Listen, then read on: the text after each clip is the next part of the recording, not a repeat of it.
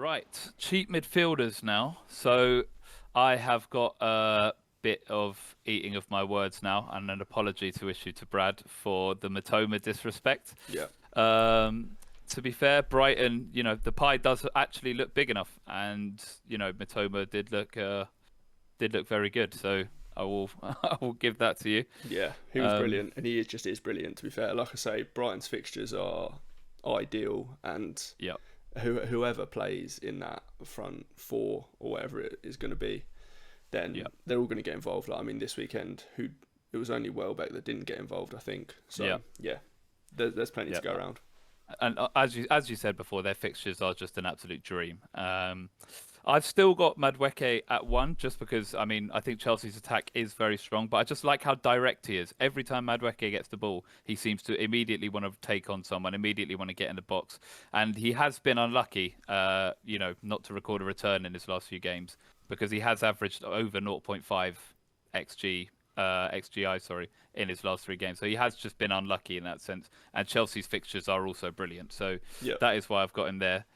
Semenyo. So the reason we both have Semenyo so low is because he is suspended. But yeah, it is a testament to how good he is that he is still number 6 on both of our lists. Because the guy's brilliant. Bournemouth are playing great football, so those other 4 games do look that good for him that he still makes an appearance on the list. especially the immediate 3 after the ban, they look fantastic. Yeah, So they look really juicy. he's still having. Yeah, he's had the second most shots in the league this season behind Haaland. He's greedy, which is perfect. Yeah, brilliant. Yeah, exactly. And Bournemouth are absolutely cooking at the moment. And then so just a few other talking points. I've got Brennan Johnson quite low in my list. Now the reason I've got Brennan Johnson there is because when he does come on, he does just seem to grab a goal, and they do seem to look good. But there are just quite a lot of minute risks in that Tottenham team at the moment, and it's really hard to pin down anyone not called Son or Solanke. Especially as, to be honest, Kulusevski, who has also gone up a few in our lists, he looked good on the right. He's been very good centrally this season, but against City he did look good on the right. So I think there will be times when he does play that role. So minutes risk for Johnson. And you've still got Gibbs White. You're still plugging away with Gibbs White. I like him. He's just got everything. He's probably a penalty taker. Maybe not even probably. Potentially the penalty taker. Yeah. Great for minutes. He's just plays for one of the better teams at the moment. So granted they haven't really got the fixtures, but yeah, he's good. Yeah, I think that's all it is to me. The fixtures for them aren't great, and they have come back down to earth. I know it's Arsenal and Newcastle, their last 2 games, and I know those are tricky fixtures.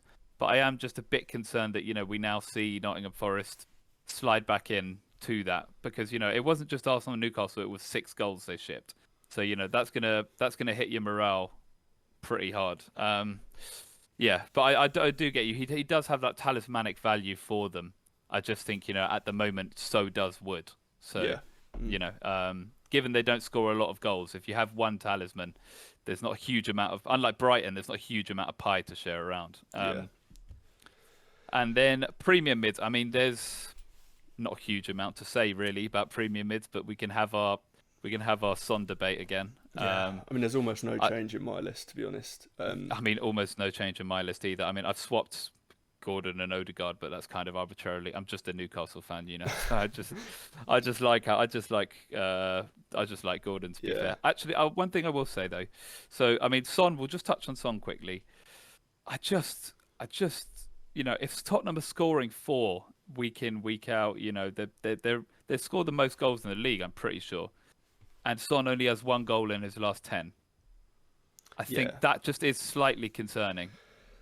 Yeah, I think I do agree, and it's kind of a similar thing to what we were talking about with Brighton, where it will be shared in that team. Yeah. Like, we're not even seeing their number 9 Solanke getting the bulk of goals or anything like that.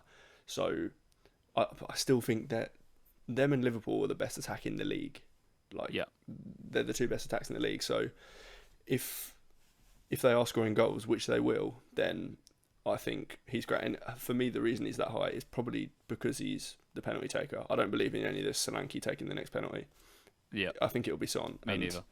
Not. I don't think Spurs have had a penalty in about a year, but Even so, yeah, I just think Son will be worth that value for sure. Yeah, I just think at the moment though it's hard to justify him over other premium mids like Palmer, Saka, Fernandez, and you know Salah's. So until he starts getting a bigger piece of that pie, I just think I'd generally avoid him. But then also at the same, I have brought in Madison.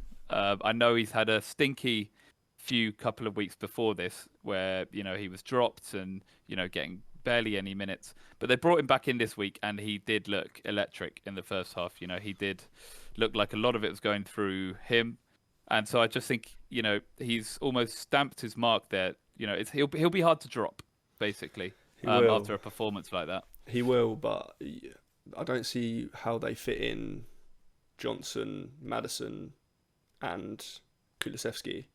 They can only play two of those three, I think. Yeah, I agree. But I think that what they do, they will ride the hot hand. I think Tottenham. So whoever's playing in form at the moment, they'll be the one that they go with. And last game it did seem like that was Brennan Johnson that took that initial step back. I think if you do 2 goals and then if you score 2 goals against City and then don't start the next game, I think that's a bit shocking. So I think for now it's probably Madison's to lose. But again, I probably wouldn't touch him. Yeah, that's fair. Yeah. Right. And so yeah, that's it for the midfielders. If you want to let me and Brad know again who we've missed, whose list is better, and then we will revisit it next week.